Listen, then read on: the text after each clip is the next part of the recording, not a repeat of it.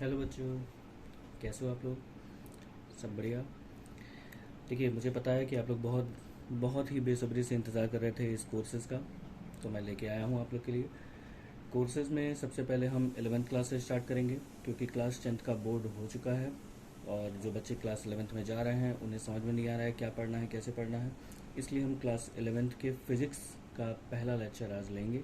उसके बाद हम क्लास 10th का, क्लास 9th का और क्लास 12th का भी एक एक लेक्चर लेंगे। तो आज हम सबसे पहले पढ़ेंगे फिज़िक्स को। तो देखिए, अभी तक आपने सबसे पहले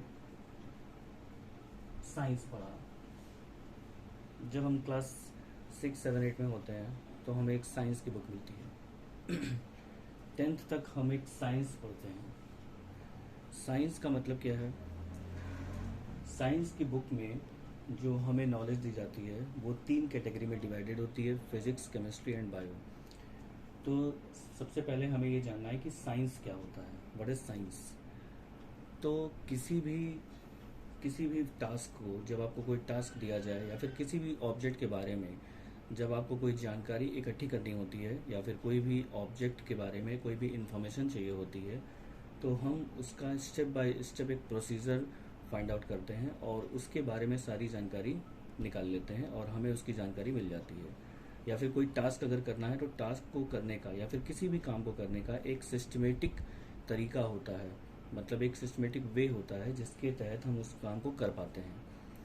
तो साइंस का मतलब ये होता है कि हम किसी भी ऑब्जेक्ट के बारे में या फिर किसी भी टॉपिक के बारे में एक सिस्टमेटिक नॉलेज गेन कर रहे हैं। तो साइंस का सीधा सीधा डेफिनेशन ये होता है: the systematic knowledge of anything is called science. किसी भी चीज़ के बारे में जो सिस्टमेटिक नॉलेज होती है, सिस्टमेटिक का मतलब ये होता है स्टेप बाय स्टेप।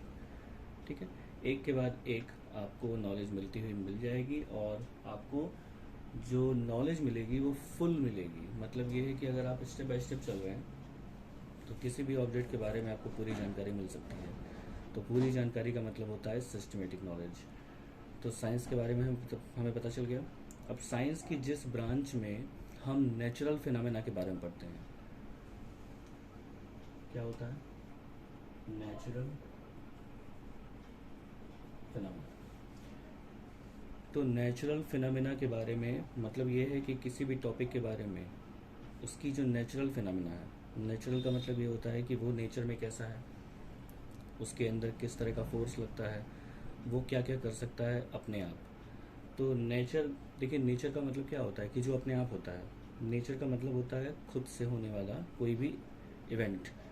जैसे नेचर में हवाएं चलती हैं या फिर बारिश होती है, तो ये सब नेचर क्यों हम बोलते हैं? क्योंकि वो अपने आप होती है।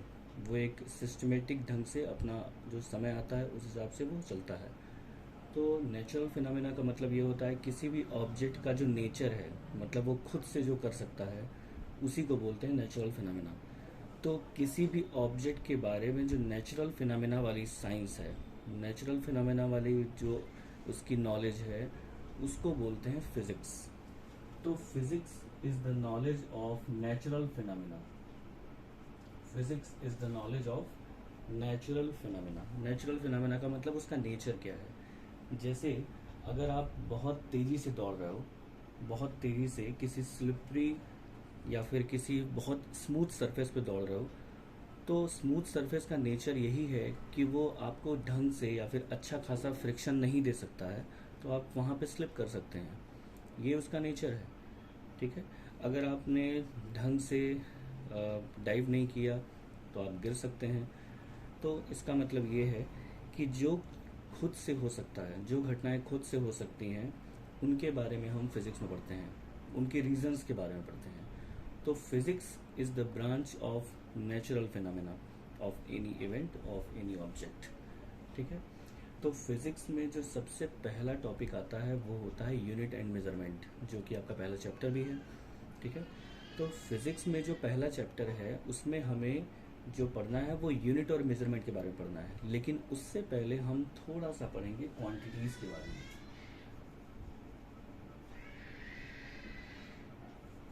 तो हमें ये जानना है कि क्वांटिटीज क्या होती हैं। तो फिजिक्स में जो भी चीज़ें या जो भी टॉपिक हम पढ़ते हैं वो सारी की सारी क्वांटिटीज़ कहलाती हैं।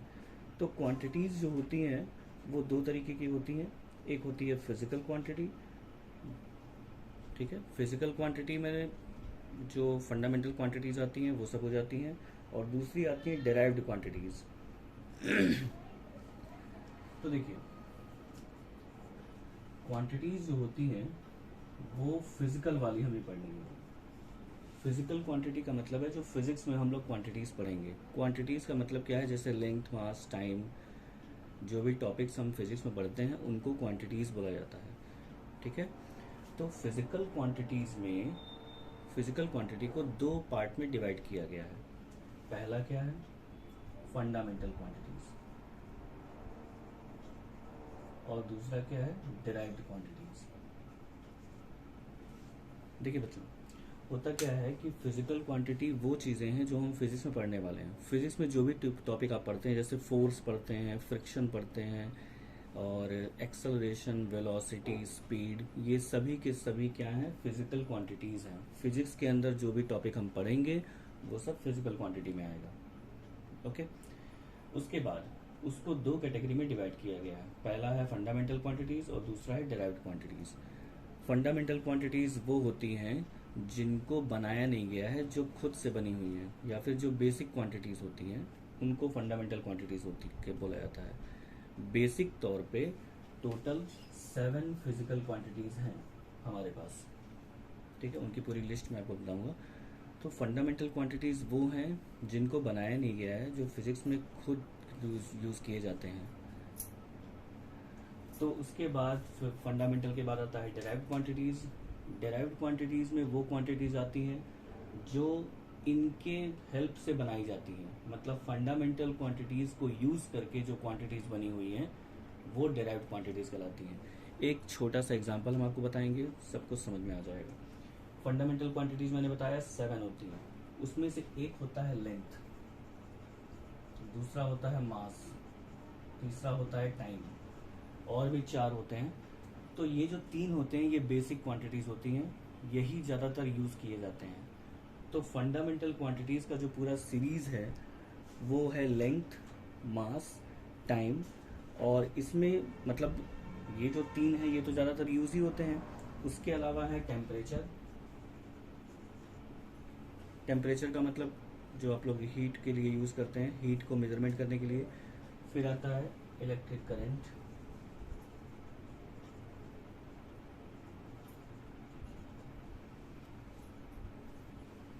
उसके बाद आता है ल्यूमिनस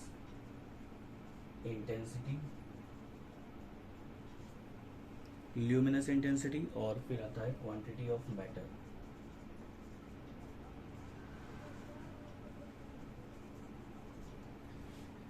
देखिए, अभी मैं जो भी चीज़ें बोर्ड पे लिख रहा हूँ वो सिर्फ आपको समझाने के लिए लिख रहा हूँ। जब मुझे लगेगा कि आपको ये लिखना होगा, आपको नोट्स बनाना होगा, तो मैं आपको अच्छे से यहाँ पे लिख के दिखाऊंगा, आप लोग उसको नोट डाउन भी कर सकते हैं, ठीक है।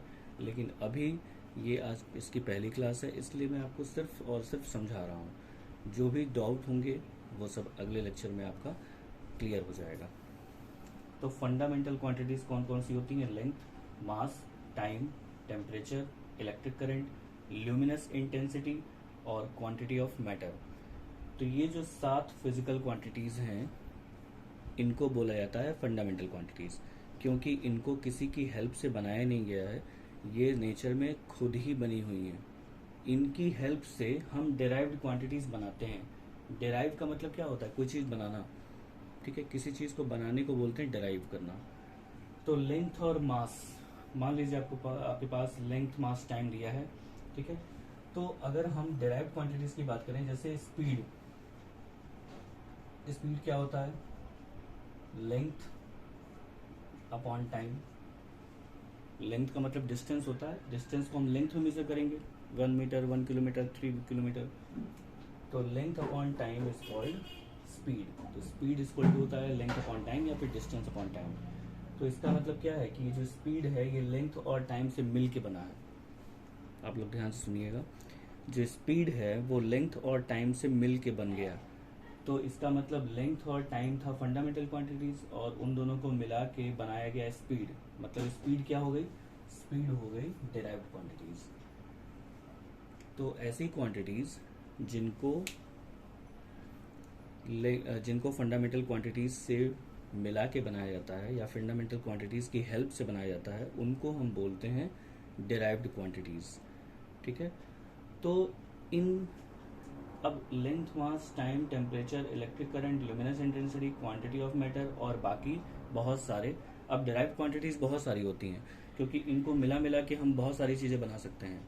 ठीक है, तो ये हमारी फंडामेंटल क्वांटिटीज़ हो गई और ये हो गया हमारा डिराइव्ड क्वांटिटीज़। तो इनके अलावा फिज़िक्स में और कुछ भी नहीं है। मतलब पूरी की पूरी फिज़िक्स में हम यही पढ़ते हैं, फंडामेंटल क्वांटिटीज़ के बारे में पढ़ते हैं, फिर उसके बाद डिराइव्ड क्वांटिटीज़ के बारे में पढ़ते हैं और उनके नेचर और उनके फिनोमेना और उनका फॉर्मूला, यही सब हम लोग को पढ़ना होता है। ठीक है, तो फिज़िक्स में बेसिकली आपको करना क्या है, फिज़िक्स में कैसे पढ़ा जाए। फिज़िक्स में पढ़ने के लिए सबसे पहला टॉपिक है कि आपको कॉन्सेप्ट सारे टॉपिक के क्लियर होने चाहिए। फिज़िक्स में जो भी टीचर आपको पढ़ाते हैं वो कोशिश ये करते हैं कि आपका कोर्स कंप्लीट हो जाए और आपका नोट्स तैयार हो जाए। ठीक है, लेकिन नोट्स और कोर्स से ज़्यादा होता है कॉन्सेप्ट। तो पहले आपको कॉन्सेप्ट क्लियर करना है, कॉन्सेप्ट क्लियर हो जाएगा किसी भी टॉपिक का, उसके बाद मैं खुद आपको नोट्स प्रोवाइड करवाऊँगा। ठीक है, तो सबसे पहला काम ये है कि आपको कॉन्सेप्ट अपना क्लियर करना है। तो आज मैंने जो बताया वो बताया है फिज़िकल क्वांटिटीज़ के बारे में। फिज़िकल क्वांटिटीज़ दो तरह की हो गई, एक हो गया फंडामेंटल क्वांटिटीज़ और एक हो गई डिराइव्ड क्वांटिटीज़। फंडामेंटल क्वांटिटीज़ वो होती हैं जिनको बनाया नहीं गया है, वो नेचर में खुद ही उपलब्ध हैं, मतलब खुद हमारे लिए बने बनाए हैं, और उनको यूज़ करके जो क्वांटिटीज़ बनती हैं वो कहलाती है डिराइव्ड क्वांटिटीज़। ठीक है, अब इन सब के मेज़रमेंट के लिए हमको इनकी यूनिट की ज़रूरत पड़ती है। सबसे पहले हम पढ़ेंगे मेज़रमेंट क्या होता है।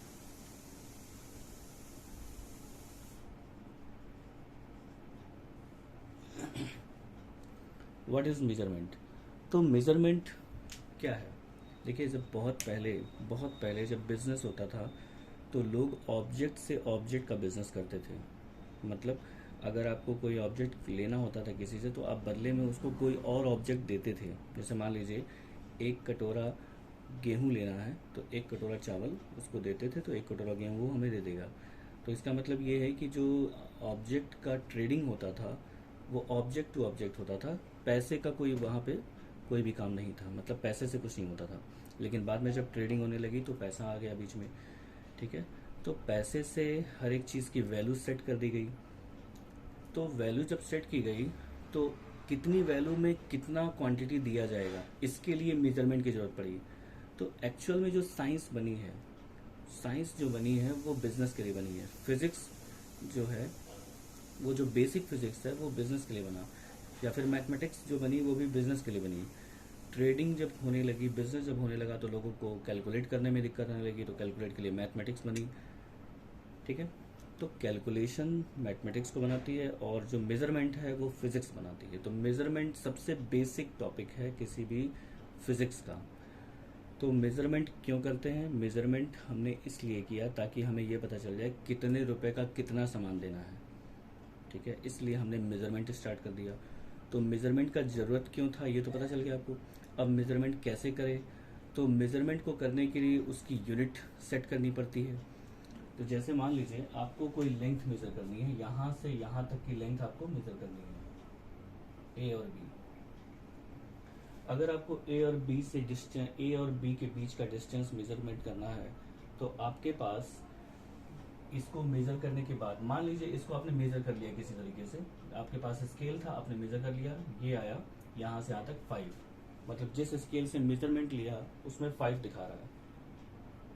तो 5 क्या करेंगे? इस 5 के बगल में यहाँ पे कुछ होना चाहिए ना। मतलब ये है कि केवल अगर 5 लिखा होगा तो आपको कैसे पता चलेगा कि ये 5 लेंथ है, मास है या टाइम है? अगर 5 के सामने हम केजी लिख दें तब तो ये बन जाएगा 5 केजी, मतलब ये तो हो गया मास। अगर हम 5 के सामने मीटर लिख दें तो ये हो गया लेंथ। अगर हम 5 के सामने सेकंड लिख दें तो ये बन गया टाइम। इसका मतलब ये है कि सिर्फ न्यूमेरिकल वैल्यू से आपको पता नहीं चल पाएगा कि वो मेज़रमेंट कितनी है और किस कैटेगरी से बिलोंग करती है। मतलब किस फंडामेंटल क्वांटिटी से बिलोंग करती है ये नहीं पता चल पाएगा। तो हर एक फंडामेंटल क्वांटिटी को पहचानने के लिए उसका यूनिट बनाया गया। आप किसी भी फंडामेंटल क्वांटिटी का जब मेज़रमेंट लेंगे तो पहचानेंगे कैसे कि वो वही है। तो हम पहचानेंगे उसकी यूनिट से। इन सबको यूनिट के तौर पे पहचाना जाता है। ठीक है। तो यूनिट की ज़रूरत तब पड़ी जब हम मेज़रमेंट लेने लगे। ठीक है। मेज़रमेंट की ज़रूरत कब पड़ी? जब हमें ट्रेडिंग करने में ज़रूरत आने लगी, मतलब ट्रेडिंग में हमें काम पड़ने लगा कि कितने में कितना देना है। ठीक है। तो यूनिट यूनिट की ज़रूरत तब पड़ती है जब हम इसको मेज़र कर लेते हैं। तो अगर आपने लेंथ मेज़र किया है तो या तो वो मीटर में आएगा, या सेंटीमीटर में आएगा, इंच में आएगा, किलोमीटर में आएगा। अगर मास मेज़रमेंट किया है तो ग्राम में, किलोग्राम में, सेंटीग्राम में, डेसीग्राम में, इस तरीके से आ सकता है। तो अगर आपको कहीं भी 10 लिखा हुआ दिख जाए तो आपको ये पता नहीं चल पाएगा कि ये क्या है। 10 किस चीज़ के बारे में बता रहा है ये नहीं पता है। लेकिन 10 मीटर लिखा होगा तो आपको पता चल जाएगा कि ये लेंथ के बारे में बता रहा है। तो यूनिट की ज़रूरत तभी पड़ती है जब हमें ये पता चलता है, ये देखना होता है कि वो किस फैमिली से बिलोंग कर रहा है। फंडामेंटल क्वांटिटीज़ जो हैं उनको अगर आप मेज़रमेंट कर भी लेंगे और यूनिट नहीं लिखेंगे तो उसका कोई मतलब नहीं है। तो जो फंडामेंटल क्वांटिटीज़ होती हैं उनको अगर हम क्यू से डिनोट कर रहे हैं तो क्यू जो होता है, मतलब कोई भी फंडामेंटल क्वांटिटी जो होती है वो दो तरीके से बनी होती है, दो चीज़ों से बनती है। एक होता है न्यूमेरिकल वैल्यू जिसको हम एन से डिनोट करेंगे, और एक होती है उसकी यूनिट जिसको यू से डिनोट करेंगे। तो एक फिजिकल क्वांटिटी या फिर एक फंडामेंटल क्वांटिटी दो चीज़ों से मिलकर बन गया। Q equal to n u. Q का मतलब होता है क्वांटिटी, एन का मतलब होता है न्यूमेरिकल वैल्यू, और यू का मतलब होता है उसका यूनिट। तो इसका एग्जाम्पल हो गया लेंथ इक्वल टू 3 किलोमीटर, या फिर मास इक्वल टू 5.5 kg। अब इसमें क्या है, 3 is the numerical value and kilometre is the unit of length, 5.5 is the numerical value and kg is the unit of mass। Okay. तो इस तरीके से आप कैटेगराइज कर सकते हैं फंडामेंटल क्वांटिटीज़ और डिराइव्ड क्वांटिटीज़ को, और मेजरमेंट और यूनिट्स को। ठीक है। तो ये शॉर्ट वीडियो मैंने बनाया था, छोटा सा वीडियो, ताकि आप लोग को एक थोड़ा सा ओवरव्यू दे दिया जाए यूनिट एंड मेजरमेंट का। अगली क्लास में हम क्लास लंबी लेंगे और इस पूरे टॉपिक को कवर करेंगे। ओके। वीडियो कैसा लगा, आपको लेक्चर समझ में आया या नहीं आया, या फिर कोई भी डाउट हो, कुछ पूछना हो, आप कमेंट में पूछ सकते हैं। ओके। और अगर चैनल को सब्सक्राइब नहीं किया है तो सब्सक्राइब कर लीजिए और बेल आइकन को प्रेस कर दीजिए ताकि आपको फ्यूचर में सारी वीडियोज़ मिलती रहें। ओके। थैंक यू बच्चों।